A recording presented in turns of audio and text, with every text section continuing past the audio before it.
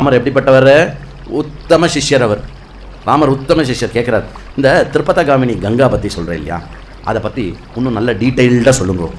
இந்த மாதிரி சிவனும் பார்வதி வந்து சிவனை நோக்கி, உமா பார்வதி பர்வதராஜனுடைய பையனும் பார்வதின்னு சொல்லுவா, இல்லை உமா வந்து தபஸ் பண்ணி சிவனை வந்து கல்யாணம் பண்ணிட்டா.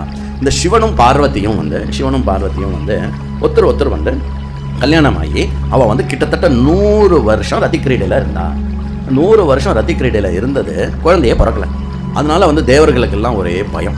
ஒரு சைடு என்ன அப்படின்னாக்கா, சிவனுக்கும் பார்வதிக்கும் மூலமாக சம்பவிக்கிறவனால தான் வந்து தேவர்கள் எல்லாம் ரட்சிக்கப்பட வேண்டிய ஒரு கட்டாயமும் இருக்குது. இங்கே என்னடான்னா இவா 100 வருஷமாக இது பண்ணுறா, குழந்தையே பிறக்கல. சிவனுக்கும் பார்வதிக்கும் நம்ம ஊரில் கேட்பல, ஏதாவது நியூஸ் இருக்கா?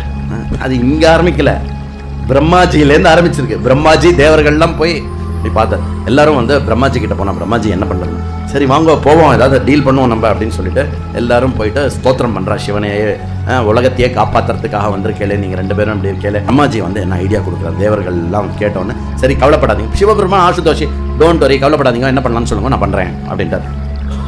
ஒன்றும் இல்லை, அந்த தேஜஸை வந்து மொத்தமாக நீங்கள் வந்து என்ன பண்ணுங்கோ, இந்த தேவலோகத்தில் இருக்கிற கங்காவில் ட்ரான்ஸ்ஃபர் பண்ணிவிடுங்கோ, கங்கை தாங்கட்டும் அதை அப்படின்ன உடனே உடனே அக்னிதேவன் தானே ஒரு இடத்துல இன்னொரு இடத்துல அவ்யவாகனர் அப்படி எடுத்துன்னு போயிட்டு அதை வந்து கங்கையில் வந்து அதை வந்து சேர்க்குறாரு. கங்கா வந்து என்ன பண்ணுறா, அந்த தேஜஸ் ஒரு மணி நேரம் ஹோல்டு பண்ண முடியல. என்ன யாரோடது இது? சிவபெருமானோட தேஜஸை ஹோல்டு பண்ண முடியல. அந்த தேஜஸ் ஹோல்டு பண்ண முடியலன்னு ஹிமாலயத்துக்கு பக்கத்தில் அந்த தேஜஸை வந்து இறக்கி வச்சுட்டான். அந்த தேஜஸ் என்ன தேஜஸ் அப்படின்னா, எந்த இடத்துல விழுந்ததோ அந்த இடம் ஃபுல்லாக ஸ்வர்ணமயமாக எடுத்தான். பண்ணோடனே அதுலேருந்து உற்பத்தமாகிற அந்த பையனை வந்து இந்திரனும் மருத்கனனும் போயிட்டு என்ன பண்ணுறான் அப்படின்னா, கிருத்திகா பெண்களிடத்தில், அந்த பெண்மணிகள் இடத்துல கொடுக்குறாரு. ஏன்னா அந்த வரக்கூடிய அந்த தேஜஸ் வந்து ஷண்முகமாக இருக்கான், 6 பாகமாக அது இருக்கான், 6 இதோட இருக்கான்.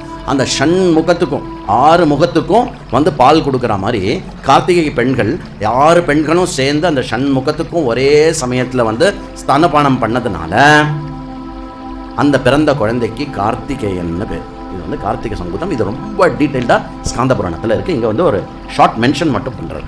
ஏன் இந்த ஸ்டோரியை வந்து ஸ்பெசிஃபிக்காக சொல்கிறார் அப்படின்னாக்கா, இந்த ஸ்டோரி கேட்டாலே பரம புண்ணியமா. விஸ்வாமித்திரரே சொல்கிறார், விஸ்வாமித்திரர் ராமருக்கு சொல்கிறார், வால்மீகி சொல்கிறது இல்லை, விஸ்வாமித்திரர் சொல்கிறார். இந்த மாதிரி ராமா இந்த ஸ்டோரி கேட்டால் எல்லா செல்வமும் நல்கும், எல்லா வீரியமும் ஏற்படும்.